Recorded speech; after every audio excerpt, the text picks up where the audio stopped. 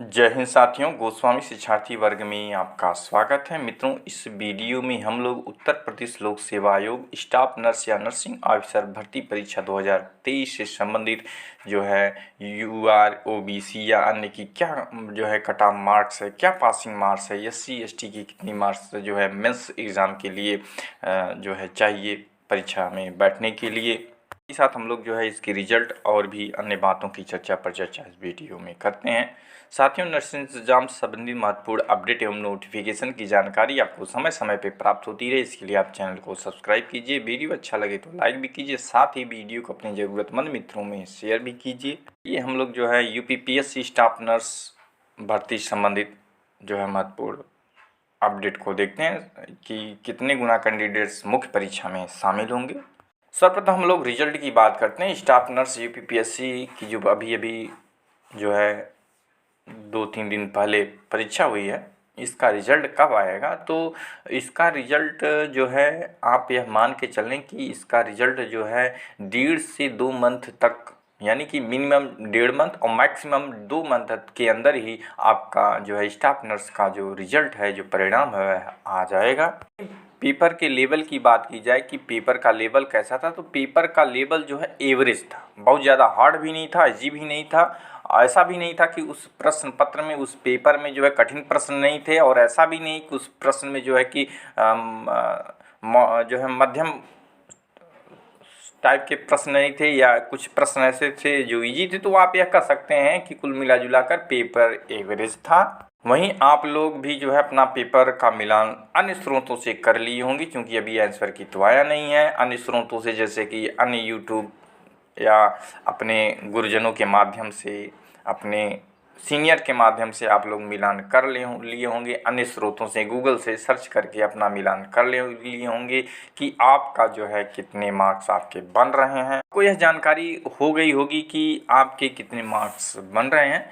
वहीं आपको जानकारी पासिंग मार्क्स की भी तो होगी कि जो कि नोटिफिकेशन में दिया था कि जिसका अवलोकन आपने किया था, नोटिफिकेशन के अकॉर्डिंग आपको जानकारी होगी कि आपके पासिंग मार्क्स कितने हैं या कितने नंबर पे जो है आप पासिंग क्वालिफाई कर सकते हैं। इसी को लेकर के, पासिंग मार्क्स को लेकर के हम लोग चर्चा करें तो जिसका उल्लेख नोटिफिकेशन में भी दिया गया है, यदि आप सामान्य वर्ग और पिछड़ा वर्ग यानी यूआर ओबीसी या अन्य वर्ग से हैं, जैसे यूआर ओबीसी ईडब्ल्यूएस या अन्य वर्ग से हैं, तो आपको जो है कम से कम जो है पासिंग मार्क्स के लिए 40% मार्क्स आपको चाहिए। मुख्य परीक्षा में क्वालिफाई बैठने के लिए, परीक्षा देने के लिए 40% यदि आपके मार्क्स हैं यूआर ओबीसी या अन्य वर्ग में, तो आप जो है मुख्य परीक्षा की प्रिपरेशन के लिए आप जो है कमर कस सकते हैं अपनी।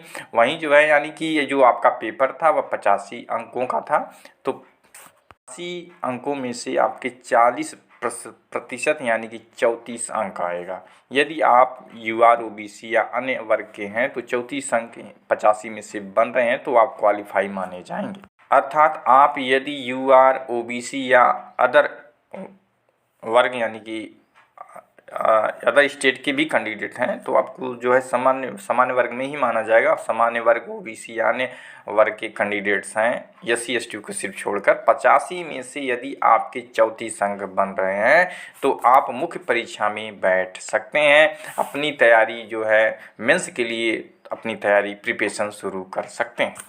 और इतना बन रहा है 35 अंक 34, यानी कि आप 35 मान लीजिए। यदि आप 85 में से 35 अंक जो है आपके बन रहे हैं तो आप जो है मेंस परीक्षा की तैयारी प्रिपरेशन शुरू कर दें। यदि आप जो है एससी एसटी कैटेगरी या कैंडिडेट हैं, कैटेगरी के अंतर्गत आते हैं, तो आपको जो है 35% पासिंग मार्क्स पाना अनिवार्य है, नहीं तो आपको डिस्क्वालीफाई माना जाएगा। अर्थात 29.75 नंबर 29.75 नंबर आपके होंगे, तभी आपको मुख्य परीक्षा के लिए योग्य माना जाएगा, अन्यथा नहीं। जिसका आप लोगों को समाचार पत्रों के माध्यम से भी सूचनाएं मिली होंगी, नोटिफिकेशन के माध्यम से भी आपको जानकारी होगी कि आप यदि एससी एसटी कैंडिडेट हैं तो मुख्य परीक्षा में बैठने के लिए आपको 29.75 यानी 29 लगभग 30 नंबर आप मान चलें कि यदि आप एससी एसटी कैंडिडेट हैं तो आपको 30 नंबर जो है मुख्य परीक्षा में बैठने के लिए चाहिए।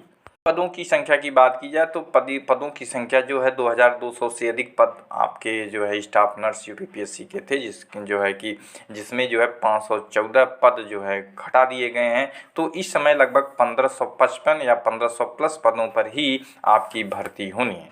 आप यह मान के चलें कि जो है एक पद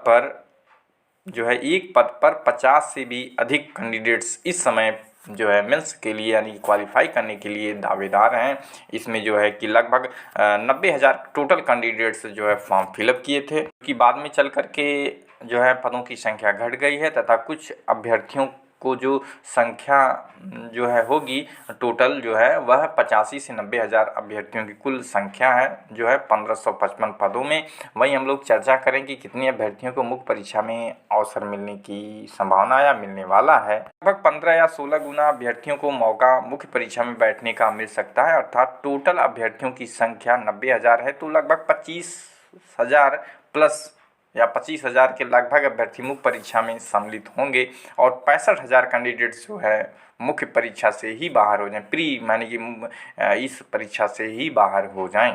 वहीं यदि सिलेक्शन प्रक्रिया की बात किया जाए, सिलेक्शन प्रोसेस की, तो आपकी मेरिट 100 अंकों पर बनेगी। आपकी जो मेरिट बनेगी वह 100 अंकों पर बनेगी, जिसमें यूआर, ओबीसी एवं अन्य को 40 क्वालिफाई करने के लिए, जिसमें यूआर, ओबीसी एवं अन्य को 40, वहीं एससी एसटी को 35 अंक चाहिए।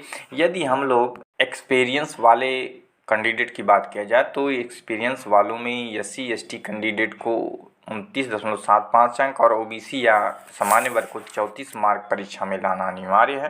अभी जाके आपके अनुभव के या एक्सपीरियंस के अंक इसमें जुड़ेंगे, अन्यथा वो भी नहीं जुड़ेंगे।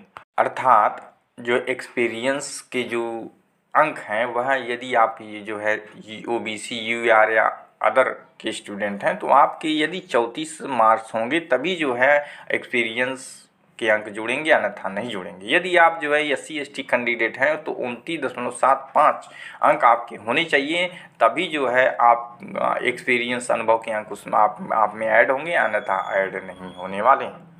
इतने अंक लाने के पश्चात ही तदुपरांत ही आपके एक्सपीरियंस के अंक जुड़ेंगे। बिना एक्सपीरियंस वाले अभ्यर्थियों को जो है, यदि आप एससी एसटी को 35 अंक, यदि आपके पास एक्सपीरियंस नहीं है, विदाउट एक्सपीरियंस कैंडिडेट हैं तो आपको एससी एसटी कैंडिडेट्स हैं तो जो है 35 अंक आपको चाहिए। यूआर, ओबीसी अदर के स्टूडेंट हैं तो आपको 40 अंक लाने होंगे। वहीं यदि बात स्पष्ट शब्दों में की जाए कि मेंस के लिए किसे मौका मिलेगा या मिलने वाला है, तो UPPSC nursing exam cut off में वही लोग कट ऑफ में आएंगे जो न्यूनतम अंक अर्जित किए हैं होंगे, उन्हीं को मेंस के लिए मौका मिलने वाला है। जैसा कि हम सभी जानते हैं कि प्री का एग्ज़ाम ऑब्जेक्टिव था, वहीं मेंस की परीक्षा सब्जेक्टिव होनी है। तो आपके पास मौका है एक पद अपनी सुनिश्चित करने का। यदि आप इस कट ऑफ या पासिंग मार्क्स में आते हैं तो मेंस की तैयारी प्रारंभ कर दें।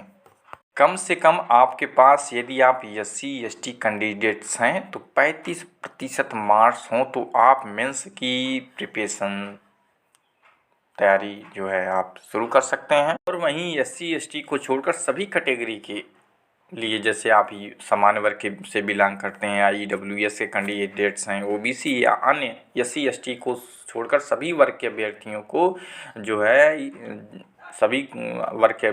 जो है एससी एसटी को छोड़कर 40% मार्क्स पाना अनिवार्य है, तभी आप मुख्य परीक्षा के लिए एलिजिबल आपको माना जाएगा, अन्यथा नहीं।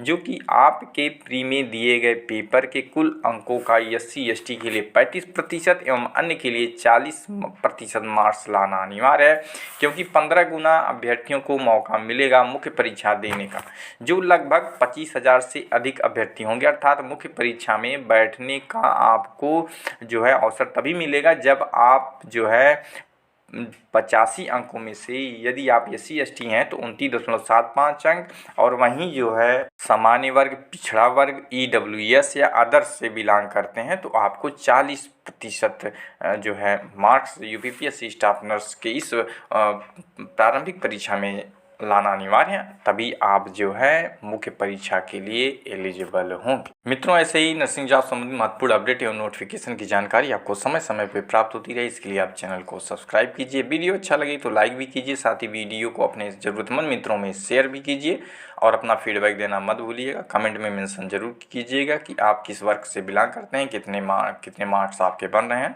Thanks for watching. जय हिंद, वंदे मातरम।